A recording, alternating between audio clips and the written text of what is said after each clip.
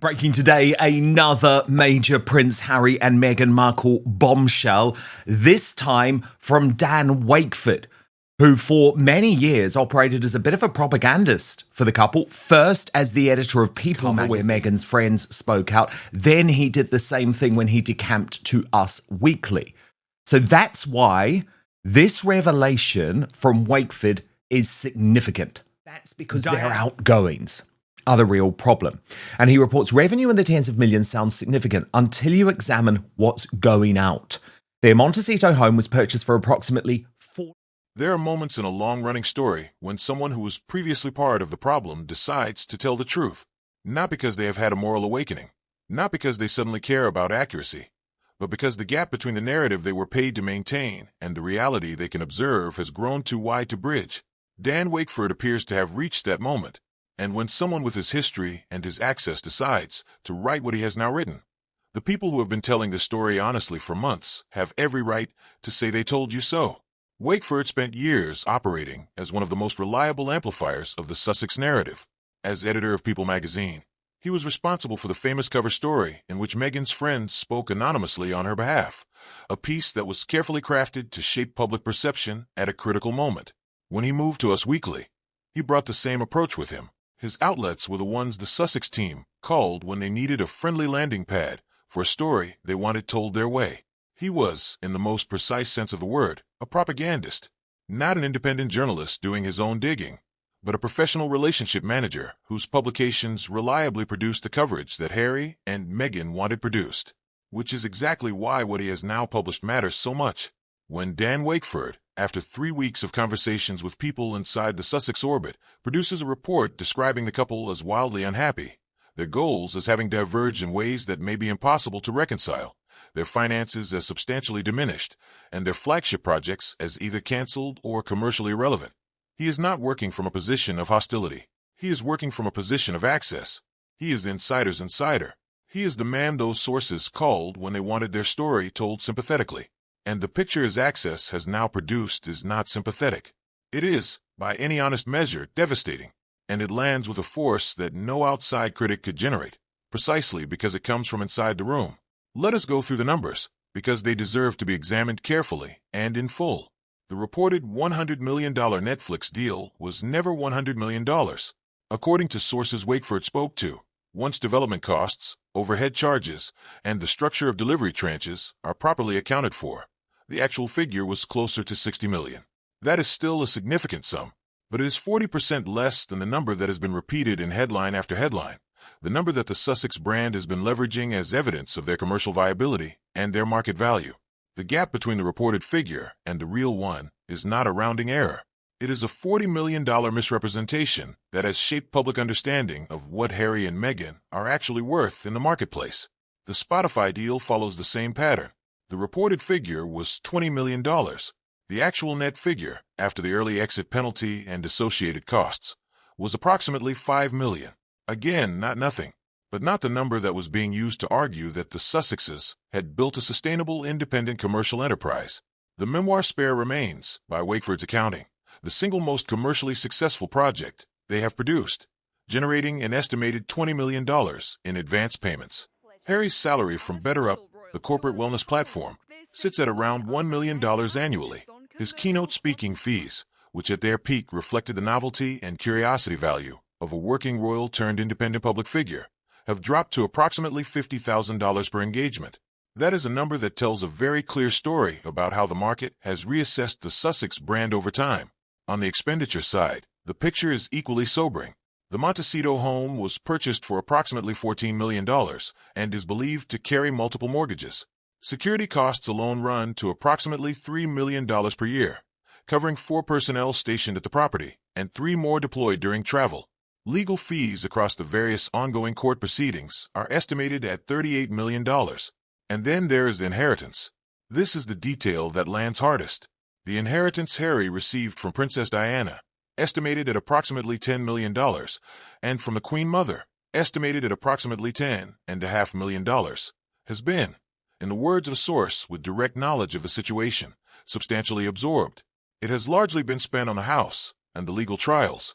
Diana's money, the Queen Mother's money, Two women who spent their lives in service to something larger than themselves, who accumulated what they accumulated through decades of public duty, and whose financial legacies have been consumed by a $14 million mortgage and a legal campaign that, by the accounts now emerging from inside the proceedings, may itself be built on compromised foundations. It is difficult to think of a more fitting metaphor for what the Sussex Project has actually been. Not a liberation, not a building of something new and lasting, a spending down, a consumption of inherited capital, literal and symbolic, in pursuit of a lifestyle and a commercial model that has consistently failed to generate sustainable returns. The women whose names and whose wealth made the initial runway possible would not, by any reasonable estimation, recognize what that inheritance was used to fund, and that recognition, were it possible, would likely produce something closer to grief than pride. The staffing numbers confirm the trajectory. At the peak of the Sussex operation, they maintained 16 full-time employees. That number has been reduced to 5. A chief of staff each, 1 foundation consultant, 2 executives, a UK press representative, and a US agency. The reduction from 16 to 5 is not restructuring. It is contraction. It is the operational footprint of an enterprise that has not grown into its ambitions, but has been steadily scaled back to match the reality of what the revenue actually supports.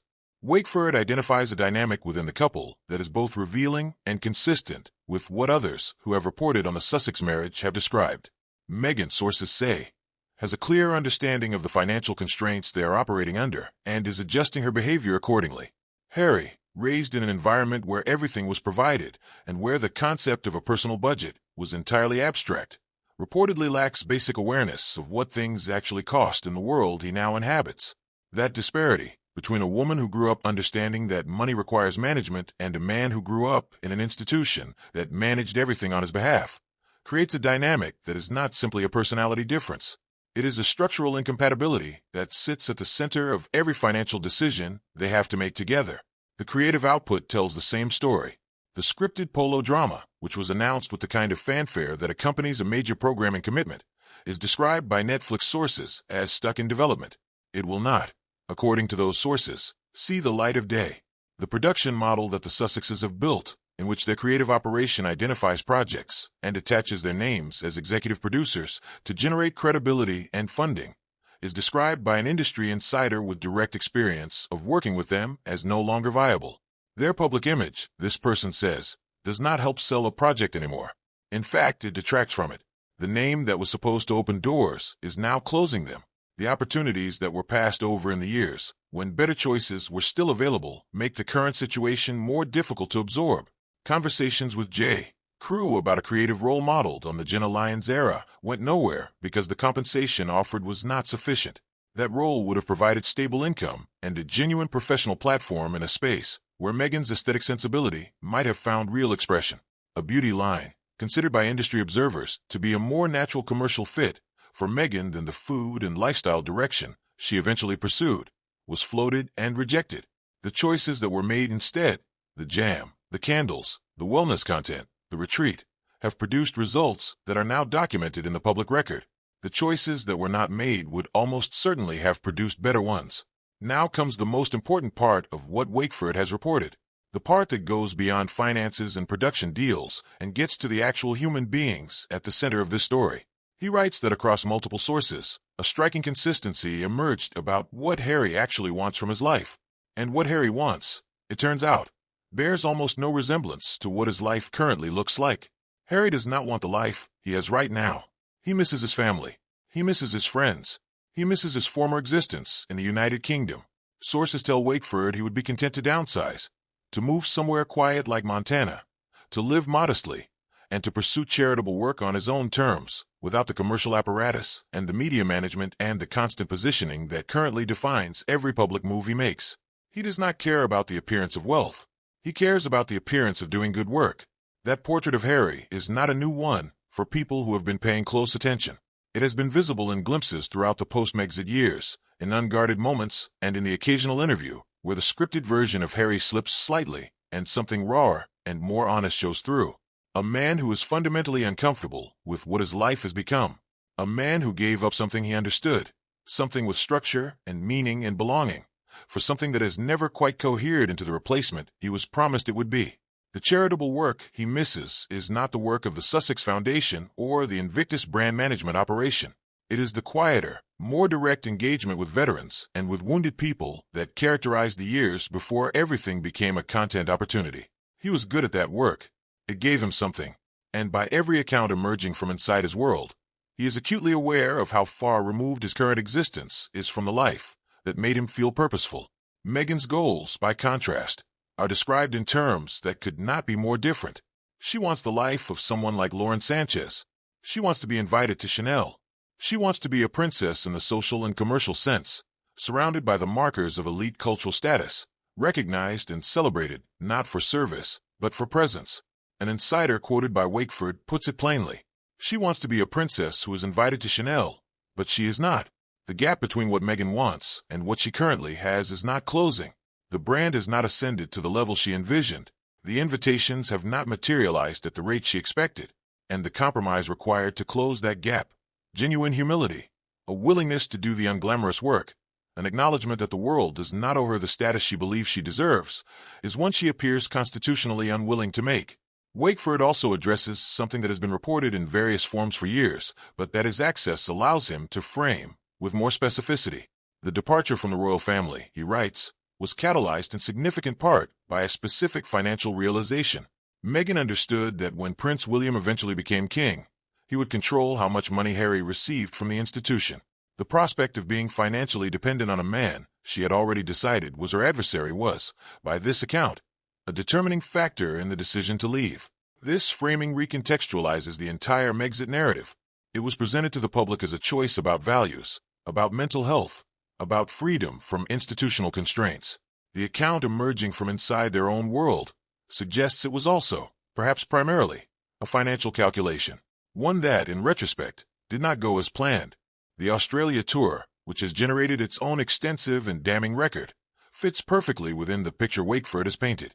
The Her Best Life retreat, with its sparse attendance and 30-minute appearance and thousands of dollars ticket prices, is exactly the kind of event you get when two people with diverging goals and diminishing financial resources attempt to mount a commercial operation in a market that has largely stopped believing in the product. The merchandise listings attached to memorial site visits are exactly what happens when the pressure to generate revenue overrides every other consideration, including the most basic standards of human decency. The footage of Harry looking uncomfortable and peripheral at his own wife's events is exactly what you would expect to see from a man who, by multiple insider accounts, does not want the life he is living and does not know how to exit it without catastrophic personal cost. The crowds that did not materialize, the streets that were quiet, the ballroom that was not full, the woman on the beach who refused to stand up and engage, who simply sat there absorbing her vitamin D and declining to participate in a photo opportunity she had not asked to be part of. All of it fits the picture Wakeford sources have now drawn. A brand that has exhausted its novelty. A couple who have run out of the runway that goodwill and curiosity once provided. And a clock that is ticking toward a reckoning that neither of them has yet found a way to prevent. What Wakeford's reporting makes newly visible is the timeline. The window, according to sources close to the couple's finances, is approximately 5 years. That is how long the current runway is estimated to last before the lifestyle becomes, as the source carefully puts it, a bit different. 5 years sounds like a long time. It is not, when the commercial options are as constrained as they currently appear to be. Acting, which a source confirms Meghan is actively considering, is a path back to a paycheck, but it requires something that Meghan has demonstrated consistent difficulty with, which is the subordination of her own persona to a character created by someone else. A return to a supporting role in a moderately successful television series, which is where her career was before Harry, would require a humility that the past decade of positioning has not cultivated. The world she is trying to enter as a returning actress is not the world she left. It is a world that has watched her Netflix show canceled, her Spotify deal terminated early, her lifestyle brand fail to gain meaningful traction, and her public image become, in the words of industry insiders, a detractor rather than an asset. Getting a role requires convincing someone that casting you will help their project. That is a harder argument to make from where she currently stands than it would have been 5 years ago, or 10. The Candle story, which circulated this week, and which generated both laughter and genuine commentary about what it reveals, deserves a moment of attention. Meghan dispatched boxes of candles from her lifestyle brand to influencers as part of a promotional effort. Multiple recipients discovered that the candles had no wicks. The product that was sent to generate positive coverage was literally missing the component that makes it a candle rather than a decorative object. There's a version of this story that is simply funny, a quality control failure in a gift box. But there is another version that is a precise metaphor for the entire Sussex commercial enterprise. An attractive exterior, careful packaging, a great deal of ambient suggestion about the warmth and light it is about to produce. And at the center, where the substance should be, nothing. An empty vessel with no ignition point. Something that looks like the thing, but cannot do what the thing is supposed to do. It is difficult to imagine a more efficient summary of the past 5 years of Sussex brand building than a candle with no wick. The conversation that needs to happen in America, and particularly in the American media landscape that has been significantly more protective of the Sussex narrative than its British counterpart, is one that requires honesty about what is being observed. This is a woman who visited a school to speak to 16-year-olds about anxiety and social media pressure and chose, during that conversation, to compare social media to heroin.